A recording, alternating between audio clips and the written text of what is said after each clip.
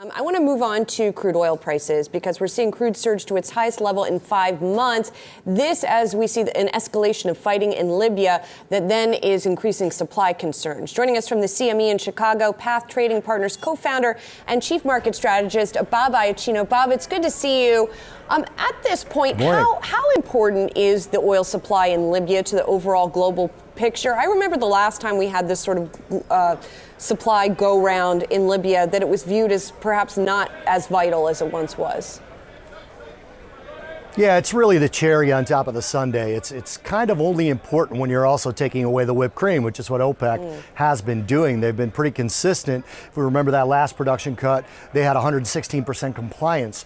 Now, their production cut actually underwhelmed last month, but the prior 2 months, they were again above compliance. And if you listen to the Saudi Arabian oil minister, they're going to accelerate that compliance. So it only matters on top of everything else, included in that, the decrease we saw in U.S. production last month.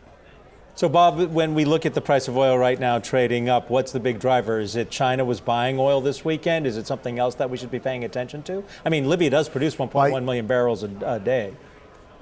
They do, and I don't expect that to be a long scenario in terms of how long the fighting goes on to possibly reduce production. What we've got now is a cascade of demand side things as well.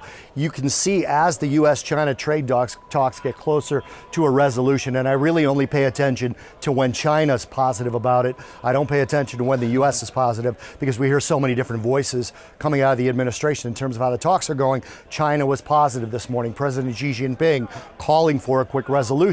So that's a demand side, which is what I said when I was on with you guys the last time and we were talking specifically about crude oil. It's that demand had to come back for this spike to happen.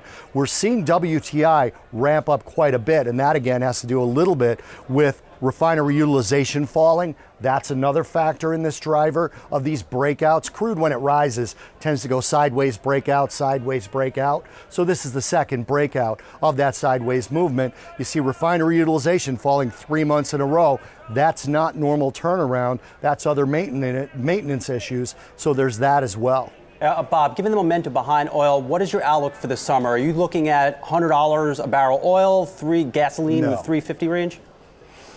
No, I mean, gasoline's been obviously sort of a consumer stress point. As you saw, a 29-cent increase in average gas prices last month. We're seeing 12 cents in the last 2 weeks already. So that's definitely a stress point. You'll see the administration get more ridiculous about it. But having said that, from a perspective of where crude oil prices can go, I had a $65 target a month ago. We're there.